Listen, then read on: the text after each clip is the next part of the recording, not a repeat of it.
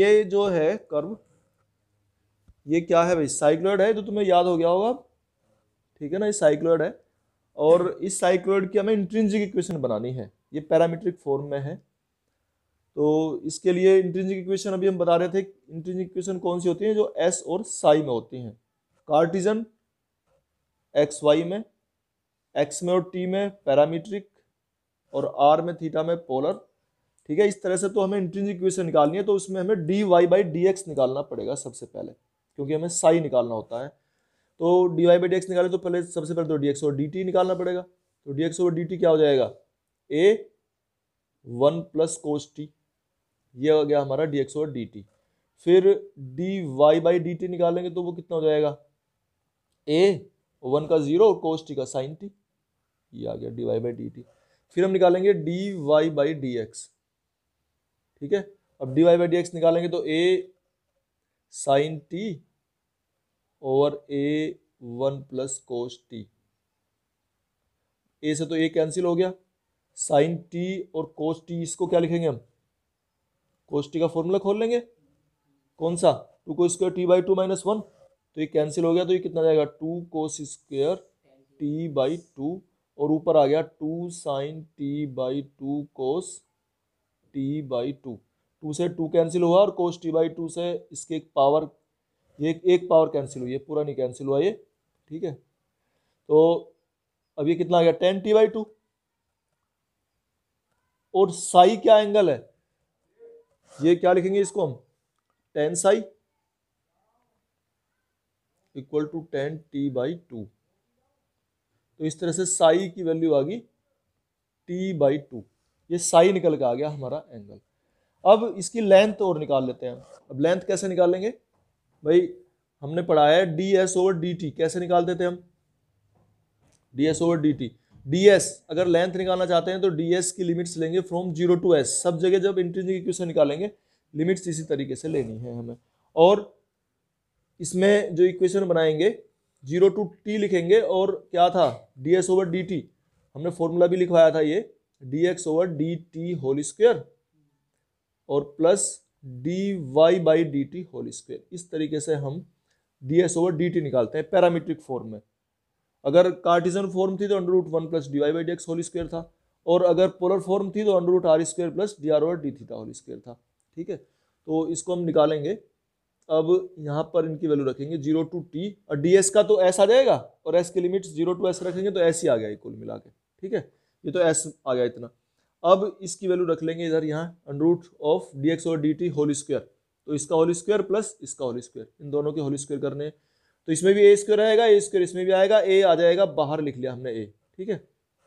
अब इसका whole square क्या हो जाएगा 1 प्लस कोस स्क्वायर टी और प्लस 2 कोस टी और प्लस साइन स्क्वायर टी, ठीक है। अब कोस स्क्वायर टी और प्लस साइन स्क्वायर टी 1 हो गए, और एक 1 पहले से ही है तो 2 हो गए, और फिर इसको हमने ए बाहर लिख लिया, और 0 टू टी, और कितना लिखेंगे इसे, बट 2 और 1 प्लस कोस टी, ये तो बचेगा, ठीक है। अच्छा अब क्या करोगे इसमें, और डी टी भी है भाई साथ में, क्योंकि हम इंटीग्रेशन कर रहे हैं ना इसका, तो डी टी भी है, क्योंकि डी एस और d T into D T लिखते हैं ना इसको, और ये डी एस और डी टी की वैल्यू है, ठीक है ना। ये वैल्यू जो डी एस और डी टी की होती है, तो डी टी जो मल्टीप्लाई डिवाइड वाला था, मल्टीप्लाई वाला हमने अलग कर रखा है। ए ये है, ए ये निकाल लिया हमने बाहर, है ना। अच्छा अब इसको हम वही 1 प्लस कोस टी, 2 को स्क्वायर टी बाई 2 माइनस 1, तो ये कितना बाहर निकल जाएगा 2, एक 2 निकलेगा, क्योंकि 2 2 4 हो जाएगा वो, तो 2a और कोस टी बाई 2, और लिमिट्स फ्रॉम 0 टू टी और डी टी कर लो भाई, इसका इंटीग्रेशन कर दो, तो क्या हो जाएगा 2a कोस टी बाई 2 का क्या हो जाएगा इंटीग्रेशन, साइन टी बाई 2, और 2 मल्टीप्लाई में है ना, तो 2 हमने ये बाहर रख दिया इधर। अच्छा लिमिट्स है फ्रॉम 0 टू टी, ठीक है। तो 0 टू टी इसकी लिमिट्स रख लेंगे, 0 पे 0 आ जाएगा, टी रखने पे आएगा बस। तो कितना आ गया ये हमारा 4a और साइन टी बाई 2, ये आ गया। और ये किसके इक्वल है भला, एस। और टी बाई टू किसके इक्वल है, देखो यहाँ से टी बाई टू किसके इक्वल है, साई के, ये हमने निकाल रखा है। तो इस टी बाई टू को साई रख लेंगे हम। तो इस तरह से इसको लिखेंगे s equal to 4a sine psi. ये हमारी इंट्रिंसिक इक्वेशन आ गई है। और देखो एक ध्यान रखो, ये अब हमें एक चीज और भी याद कर लेनी है कि ये हमारी साइक्लॉइड की इक्वेशन थी पैरामीट्रिक फॉर्म में, और ये है इंट्रिंसिक फॉर्म में। तो ये भी एक इक्वेशन है, इंट्रिंसिक फॉर्म में इक्वेशन है, ये साइक्लॉइड की ही इक्वेशन है इंट्रिंसिक फॉर्म में। तो इसमें जैसे ये इक्वेशन हमारी निकल रही थी s equal to 4a sine psi, इसमें ये होल लेंथ भी पूछा था, इसकी लेंथ, ये तो अभी इंट्रिंसिक इक्वेशन निकली है। तो ये जैसे इक्वेशन जो हमारी दी हुई है साइक्लॉइड, वो ये वाला साइक्लॉइड है, ठीक है ना, x equal to a t plus sine t, मैंने बता रखा ना, तो याद रहेगा तुम्हारे, x equal to a t plus sine t, एक प्लस में एक माइनस में, तो ऊपर रहेगा ये, और y equal to a 1 minus cos t, ये वाला तो था हमारा क्वेश्चन, ठीक है। तो ये वाला साइक्लॉइड हो गया, और ये इसका पॉइंट जो है ना यहाँ पे आके कस्प बनता है, ये ऐसे करके ये, ठीक है, ये कर्व आगे भी चलता रहेगा। तो हमने तो केवल 0 से 2 पाई के बीच में निकाल रखा है। तो यहां पर t इक्वल टू पाई पे पॉइंट है, ये पॉइंट जो है मेरा t इक्वल टू पाई है, और t इक्वल टू पाई पर अगर हम देखते हैं तो इसमें हमने जो dy बाई dx निकाल रखा था वो कितना आ रहा था, बताइए जरा, 10 t by two, 10 t by two, ठीक है। और 10 t बाई टू ये वाला पॉइंट है हमारा t इक्वल टू पाई पर, और यहां पर साई की वैल्यू क्या है,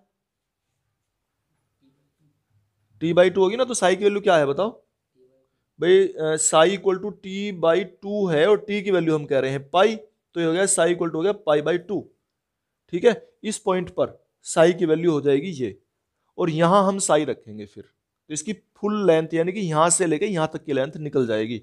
और अगर फुल लेंथ चाहते हैं तो फुल लेंथ मतलब ऑफ एन आर्क, यहां से लेके यहां तक की टोटल, तो 2 से मल्टीप्लाई कर देंगे हम इसकी टोटल लेंथ अगर चाहते हैं, तो टोटल लेंथ जो है इसकी वो हो जाएगी 4a, तो ये हो गया, 2 से होगी मल्टीप्लाई, और साइन साई को रख लिया हमने पाई बाई टू, ठीक है। तो साइन पाई बाई टू तो 1 हो गया, तो इस तरह से इसकी लेंथ आ गई हमारी 8a। और इस पॉइंट को हम कस्प कहते हैं, कस्प, क्योंकि यहां पर देखो टेंजेंट खिंची हुई है, कर्व की 2 ब्रांचेस निकल रही हैं, इसलिए पॉइंट कस्प है हमारा, ठीक है ना। कभी कभी ये भी पूछ सकते हैं इसकी फुल लेंथ बताओ, तो इस फुल लेंथ के लिए यहां से लेके यहां तक की लेंथ निकालनी है। यहाँ पे t इक्वल टू पाई है, और जब t की वैल्यू पाई रखेंगे तो साई की वैल्यू पाई बाई टू निकलेगी, equal to 1 plus cos theta cardioid है, और इसमें हमें निकालना है, इसका इंट्रिंसिक इक्वेशन निकालनी है। तो हम इसे डिफरेंशिएट करेंगे विद रेस्पेक्ट टू थीटा, तो डिफरेंशिएट करो इसको, differentiating with respect to theta, theta के रेस्पेक्ट में डिफरेंशिएट करेंगे तो क्या हो जाएगा, ये d r over d theta equal to a 1 का 0 और कोस थीटा का माइनस साइन थीटा। तो इस तरीके से ये हमारा आ गया d r over d theta. अच्छा, हमें लेकिन r d theta over d r यानी कि टेन फाई चाहिए। टेन फाई क्यों निकालना चाहते हैं, हमने तो अब तक कहीं नहीं निकाला, इसमें क्यों निकाल रहे हैं, ठीक है, अभी पढ़ेंगे इसके बारे में। तो are d theta over d are निकालेंगे तो क्या हो जाएगा, आर की वैल्यू तो ये है ही भाई, ए 1 प्लस कोस थीटा, और D r over d theta को उसके बटे में ले जाएंगे डिवाइड में, तो ये हो जाएगा माइनस ए साइन थीटा, ए से ए कैंसिल, 1 प्लस कोस थीटा को खोल लेंगे, क्या जाएगा 2 को स्क्वायर थीटा बाई 2 माइनस 1, और नीचे इसी डिनोमिनेटर में इसे खोल लेंगे 2 साइन थीटा बाई 2 और कोस थीटा बाई 2, और इससे किसकी पावर कैंसिल हो जाएगी, ये 2 से 2 कैंसिल हो गया, तो कितना आ गया ये माइनस कोट थीटा बाई 2, ठीक है, माइनस कोट थीटा बाई 2, और इसको हम लिख सकते हैं माइनस में आ गया ना ये, तो पाई बाई 2 और प्लस थीटा बाई 2, ये लिख लिया, और ये है हमारा इधर टेन फाई, और इसे कंपेयर करेंगे तो फाई की वैल्यू ये आ गई हमारी निकल के pi by 2 plus theta by 2। अच्छा, हमने इसको फाई इसलिए निकाला क्योंकि इसमें एक रिलेशन मैंने तुम्हें पहले भी बताया था, एक ये रिलेशन होता है psi equal to theta plus phi. ये 3 एंगल हैं, कैसे कैसे बने हैं, कहाँ से बने हैं, याद है? फाई और थीटा और psi, psi equal to theta plus phi कैसे होता है ये अभी बताता हूँ। अच्छा, इसमें फाई की वैल्यू यहाँ पर रख लेंगे हम, कितना हो जाएगा? Theta plus pi by 2 plus theta by 2, तो कितना हो गया ये? पाई बाई 2 और प्लस 3 थीटा बाई 2, ये आ गया pi by 2 plus 3 theta by 2। हम चाहें तो 3 थीटा बाई 2 की वैल्यू निकाल सकते हैं, साई माइनस पाई बाई 2, जरूरत पड़ेगी उसकी तब हम रख लेंगे, ठीक है। देखो तो 3 थीटा बाई 2 की वैल्यू क्या आ जाएगी निकल के? ये आ गई हमारी साई और माइनस पाई बाई 2। और अगर चाहें थीटा की वैल्यू तो थीटा बाई 2 की वैल्यू क्या निकलेगी? तो 1/3 हो जाएगा इधर जाके ये, और साई माइनस पाई बाई 2। अच्छा, अब हम बात कर रहे थे साई थीटा फाई कहाँ से आए हैं। ये देखो, अगर हम ये इनिशियल लाइन लेते हैं, ये कर्व ले लिया हमने और कर्व पे ये कोई पॉइंट है और यहाँ इसको मिला दिया, ये कर्व थोड़ा तिरछा सा लो ऐसे करके, तो इस पे ये हमने ये रेडियस वेक्टर लिया इसका, ठीक है, क्योंकि 0 से नपता है रेडियस वेक्टर। और ये एक ले ली हमने इसकी वो क्या बोलते हैं, टेंजेंट लाइन, ठीक है, टेंजेंट लाइन ले ली यहाँ पे, इसकी कर्व की टेंजेंट लाइन है और ये रेडियस वेक्टर है। इस रेडियस वेक्टर से इस पे परपेंडिकुलर डाला, तो हमने ये कर्व बताए थे, ये इसके एंगल बताए थे। ये एंगल तो होता है थीटा, ठीक है। फाई कौन सा एंगल था? साई। अच्छा देखो, ये हो गया साई और ये रेडियस वेक्टर है और ये हमारी टेंजेंट लाइन है। इसके बीच का एंगल क्या बताया था, बताओ? फाई, फाई था, ये बताया ना था ना, एक जगह आया था, ये फाई एंगल है हमारा। ये फाई है तो फिर ये भी फाई होगा, क्यों है? हाँ, वर्टिकली अपोजिट एंगल्स है ये, शीर्षाभिमुख कोण हिंदी में बोलते हैं इन्हें। तो ये फाई हो गया, तो psi equal to theta plus phi ना आ गए, ऐसे बनता है ये, ठीक है ना। बहिष्कोण सम्मुख दोनों कोणों के योग के बराबर होता है, ठीक है। ऐसे ऐसे याद कर लेना है तुम्हें, साई किसके इक्वल होता है, याद रहेगा। अच्छा, ये रिलेशन आ गया हमारा थीटा बाई 2 में और साई में, इसकी हमें जरूरत पड़ेगी, हम बाद में रख लेंगे अभी, ठीक है। अब हम निकालते क्या थे, डीएस। अब डीएस निकालेंगे इसे, के बाद हम लेंथ निकालते थे, लेंथ के लिए हम डीएस लिखते हैं। तो एस इक्वल टू क्या लिखेंगे फिर, लिमिट से 0 टू कहाँ से लेंगे, 0 टू थीटा, सभी जगह लिमिट्स इस तरीके से ले रहे हैं हम। तो 0 टू थीटा डीएस, और डीएस को लिख लेते थे फिर डी थीटा से इसमें मल्टीप्लाई डिवाइड करके, तो d s over d theta into d theta. फिर डीएस ओवर डी थीटा की वैल्यू रख लेंगे हम, और डीएस ओवर डी थीटा की वैल्यू क्या रखेंगे, under root r square plus d r over d theta whole square. ये डीएस ओवर डी थीटा की वैल्यू होती है हमारी। और फिर हम इसमें रख लेंगे 0 टू थीटा और आर स्क्वायर, आर की वैल्यू इसका होल स्क्वायर, ए स्क्वायर तो बाहर निकाल लेंगे हम, पहले लिख रहे हैं बाहर, ठीक है।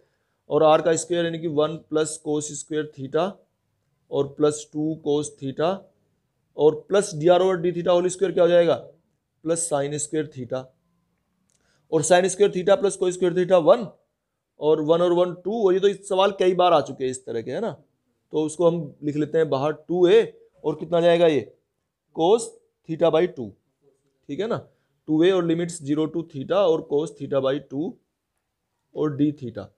और इसको फिर इसका इंटीग्रेशन हो गया साइन थीटा बाई 2 इंटू 2, और उसमें हमने रख लिया तो ये 4a साइन थीटा बाई 2 आ गया निकल के, ठीक है भाई। ये s equal to 4a sine theta by 2, और साइन थीटा बाई 2 की वैल्यू ये निकल रही है, इसे रख लेंगे हम, s equal to 4a sine theta by 2 की वैल्यू क्या है 1/3 और साई माइनस पाई बाई 2, ठीक है,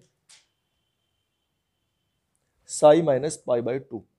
इस तरीके से ये हमारी इक्वेशन आ गई है भाई निकल के, which is the required intrinsic equation. ये ही इंट्रिंसिक इक्वेशन है जो हमसे चाह रहा था निकलवानी। अच्छा, अब इसमें कुछ और भी चाह रहा है, थोड़ा सा इसमें क्वेश्चन और भी है कि इसे डीएस ओवर डी साई यानी कि रो भी निकाल कर दिखाना है। रो हमने पढ़ा है, रेडियस ऑफ कर्वेचर, ठीक है। रेडियस ऑफ कर्वेचर क्या था, rho equal to ds over d psi, ये तो पढ़ा है हमने। तो इसका साई के रेस्पेक्ट में डिफरेंशियल कर दो, तो बताओ साई के रेस्पेक्ट में डिफरेंशियल क्या आ जाएगा